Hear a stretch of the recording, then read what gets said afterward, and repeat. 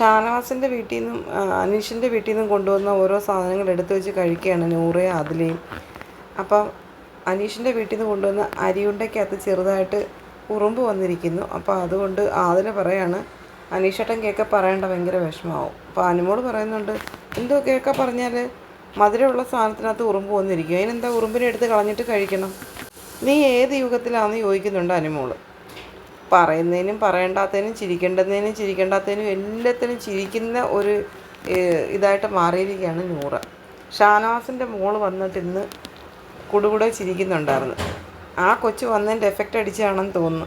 നൂറയ്ക്ക് തോന്നിക്കാണും ഇതുപോലെ അങ്ങ് ചിരിച്ചാൽ ക്യൂട്ട്നെസ് വാരി വിതറി ഈ ആഴ്ച നോമിനേഷനിൽ പിടിച്ചു നിൽക്കാമെന്നുള്ളതായിരിക്കും നൂറയുടെ ലക്ഷ്യം. ഒന്ന് പറഞ്ഞ് മൂന്ന് ചിരിച്ചുകൊണ്ടേയിരിക്കുക നൂറ. ഒരു സ്പോൺസർ ടാസ്ക് നടക്കാൻ പോവുകയാണ്. വിജയിയാകുന്ന ആളിന് ഒരു കാർ സമ്മാനമായിട്ട് കിട്ടും. അനുമോള് പറയുകയാണ്, ഒരു കാറ് കിട്ടും, ഒരാൾക്കേ കിട്ടൂ, അത് ആരാണെന്ന് നിങ്ങൾ തീരുമാനിക്കണം. ഇല്ലാത്ത ആൾക്ക് കൊടുക്കാനായിരിക്കും തീരുമാനം. അപ്പോൾ ഷാനവാസ് ചോദിക്കുന്നുണ്ട്, അങ്ങനെ തീരുമാനിക്കാൻ പറ്റുമോ? ഇല്ലാത്ത ആളും ഉള്ളവരും ഒന്നും അങ്ങനെ തീരുമാനിക്കാൻ പറ്റത്തില്ലല്ലോ. ആരാണോ പെർഫോമൻസ് ചെയ്യുന്നത് അയാൾക്ക് കൊടുക്കണമല്ലോ. ആദില ഷാനവാസിനോട് പറയുന്നുണ്ട്, അച്ചാർ 8 കുപ്പിയുണ്ട്, ഇത്ത 8 കുപ്പി കൊണ്ടുവന്നു, ബിന്നി മാറ്റി വെച്ചിട്ടുണ്ട്, ഇത്ത പറഞ്ഞിട്ടുണ്ട് ഇക്കായ്ക്ക് കൊടുക്കുന്ന കാര്യം, ഞാൻ മാറ്റി വെച്ചിട്ടുണ്ട് കേട്ടോ. 8 കുപ്പി അച്ചാർ കൊണ്ടുവന്നു അവളെന്ന് ഷാനവാസ് ചോദിക്കുന്നുണ്ട്.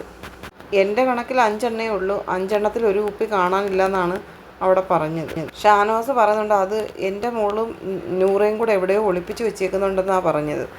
നൂറ പറയുന്നുണ്ട്, ആ സാധനം നേരെ ലക്ഷ്മിയോട് പോയി പറഞ്ഞു ഷാനവാസിൻ്റെ മോള്. ആദിലയുടെ അടുത്തിരുന്ന് ഷാനവാസ് കഴിക്കുന്നുണ്ട്. നൂറ നമ്മുടെ അനുമോളുടെ അടുത്തിരിക്കുകയാണ്. ഷാനവാസ് നൂറയോട് പറഞ്ഞിട്ട്, ഈ കഴിക്കടി നൂറ. പക്ഷേ അനുമോൾ അത് കേട്ടിട്ട് നോക്കുന്നുണ്ട്. അനുമോളുടെ അടുത്ത് കഴിക്കാൻ പോലും ഷാനവാസ് പറയുന്നില്ല.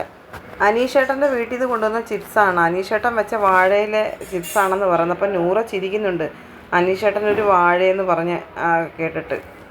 ഇവർ 3 പേരും ഇരുന്ന് സംസാരിക്കുന്നത് നോക്കിയിരിക്കുകയാണ് അനുമോൾ. അനുമോൾ വളരെ സാഡായിട്ടാണ് ഇരിക്കുന്നത്. ഇന്ന് 3 പേരാണ് അനുമോൾക്കെതിരെ വോട്ട് ചെയ്തിരിക്കുന്നത്. അങ്ങനെ നോമിനേഷനിൽ വന്നിട്ടുണ്ട് അനുമോൾ. ഷാനവാസ് ആദിലയോട് ചോദിക്കുന്നുണ്ട്, ഇവളെന്താ ഇങ്ങനെ ഇരിക്കുന്നത് അനുവിനെ നോക്കിയിട്ട്. അപ്പോൾ അനുമോൾ പറയുന്നുണ്ട്, ഒന്നുമില്ല. അപ്പോൾ ഷാനവാസ് പറഞ്ഞ് ജഡ്ജാക്കിയനാണോ? അനുമോൾ പറയുന്നുണ്ട്, അതിന് എനിക്ക് സന്തോഷം മാത്രമേ ഉള്ളൂ, പിന്നെന്ത് പറ്റി എന്ന് ചോദിക്കുന്നുണ്ട്. അനുമോൾ ഒന്നുമില്ലെന്നുള്ളത് മട്ടിലിങ്ങനെ തോളൊടിച്ചരിച്ച് ഇങ്ങനെ മറുപടി പറയുന്നുണ്ട്.